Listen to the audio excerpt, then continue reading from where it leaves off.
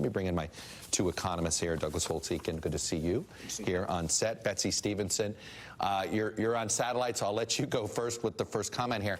And this is the conundrum, is that a rising fuel prices hits basically those with the fewest, the lowest savings the most, and hits them the hardest. It's working people may have to drive to 2 jobs. Working people have to drive farther.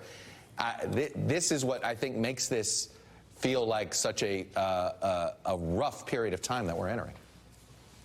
People are definitely frustrated from rising gas prices, and I mean that's because they see it every single day as they go to the pump and they fill up. So you know, I know this is hitting everybody in their wallets in a way that's making them unhappy, scared, and forcing them to cut back in other areas. But I do think it's worth pointing out that the inflation we're facing more broadly is not being driven by rising fuel prices, not being driven by this rising gas price. And unfortunately, what's happening at the pump has everything to do with Putin, and it has everything to do with the invasion of Ukraine. I think the broader concerns about the economy is the inflation we're seeing in other places, and whether we're seeing any kind of any kind of pullback in that.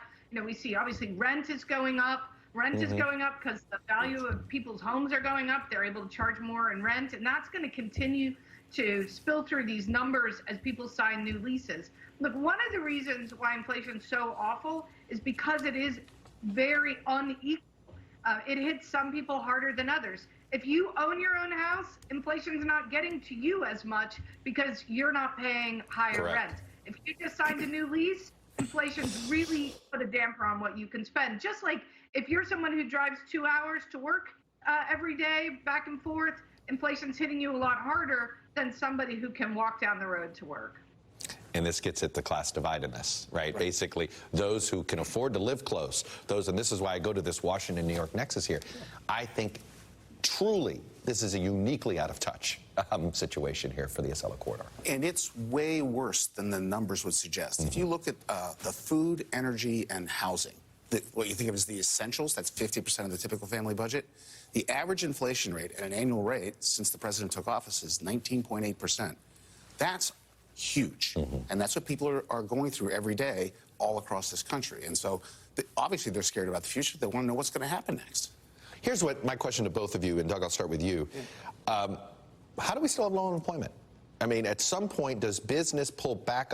You know, I think the next thing we expect is that, okay, inflation means business will pull back some investment. That usually also translates into hiring fewer people. So as it turns out, we have an incredibly strong labor market, low unemployment, 1.7 job openings for everybody out there who's looking for a job. And that's the flip side of the same coin as having the inflationary pressures. This economy is running so hot, and the labor market is so hot, it's generating inflationary pressures.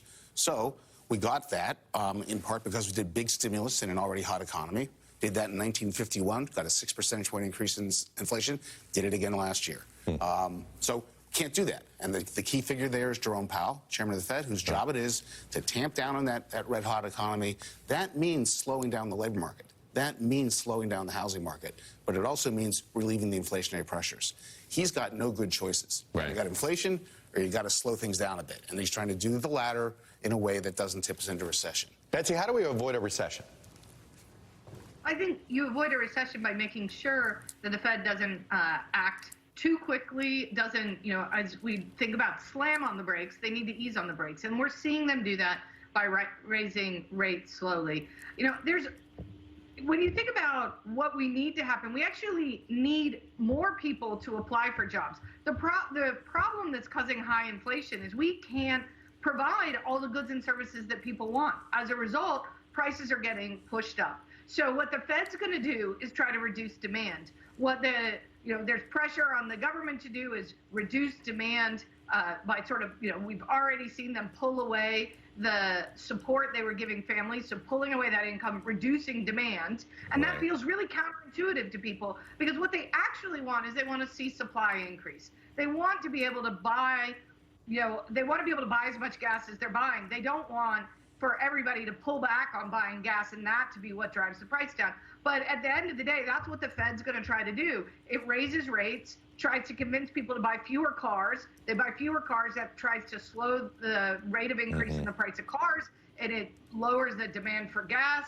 So that's the process. And the question will be how quickly it happens versus how slowly, whether or not they can realize, hey, we've slowed demand enough that we don't need to go so far that would put us into a recession. I think the real uncertainty is that there's problems all around the globe, and they're having to steer through, really turbulent times with what's happening in Europe. Now, look, and the two of you are not diplomats. I mean, the fuel issue could be solved by Saudi Arabia, but that's a whole nother ball of wax. I don't want to get you in. Doug, you want to jump in? Yeah, I think a theme underneath both our comments is that in the absence of a mistake, we're not going to have a recession. I think the recession talk is way too big right now. So what is this going to look like? What is bottom? Tell me what bottom looks like here, and what are we seeing in the market? Is the markets drop a little bit of a crypto thing and a little bit of a bubble issue on top of inflation? Lesson number one: do not evaluate the economy based on the stock market. Of course, so never do that. Market's been terrible recently. No question about that. Why? It was probably too high to begin with. A lot of cash flowed into the financial markets, both because the Fed printed $5 trillion in the pandemic, put it in financial markets, and because we sent out checks and people got Robinhood apps and thought crypto's cool and maybe a little GameStop on the side. And now that's going away. Rates are going up, and they're coming back to reality. I'm not worried about the stock market. It always moves first, anticipates what's going to happen down the line. It's readjusting to the new reality. That'll be fine. I think the economy itself is going to grow solidly this year, solidly next year, in the absence of something we don't know about. And there are only three names to worry about: Powell, and we pray that he does a good job and lands softly; Putin; and Xi. And I think the underappreciated part of this is China, which is a real risk.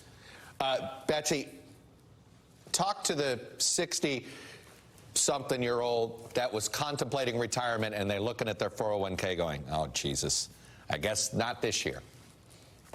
Well, I think I would say take a longer-term look at it because, boy, you're probably in a better position today than you thought you were going to be 5 years ago.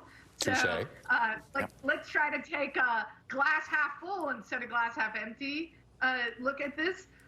So I think that's part of what I would have said to them. What were your retirement plans a couple of years ago? Because you haven't lost everything. It's just not where you thought it was going to be a couple months ago or 6 months ago. And I think the other thing to think about is look at the other assets you own. Do you own a house? Because the house price went up a lot. So you've probably seen your portfolio's not doing as bad as you might think it's doing. And I think if you're 60 years old, you're probably on track to retire when you want to, which is hopefully not too soon, because we actually want to see labor force participation of people in their early 60s. You got a lot of living left to do, and I hope you're real successful in your job for at least another 5 years, if not longer. And Doug, I want to bring up the baby formula issue because that appears to be more of an issue of the just-in-time supply chain approach to economies. And I think this is a question that I wonder, does the pandemic make a bunch of industries rethink how they do this? And maybe with baby formula, there's an argument that the government says, hey, you got to have this is not something we can have sort of go up and down based on one disruption screwing up everything here. So point number one is I think they've already rethought a lot of this just-in-time, particularly across global supply chains. And that's a business risk. It costs them a lot of money. They have every incentive to fix it themselves. And certainly with the baby formula, that's a combination of an outage at an important supplier and the no inventories. We don't have inventory. And that's the point. It's the no inventory approach to business. People are going to hold more inventories because they're going to find out good business requires it. Douglas Holtz-Eakin and Betsy Stevenson, thank you both. Really appreciate it. Sorry about that. I got some breaking news.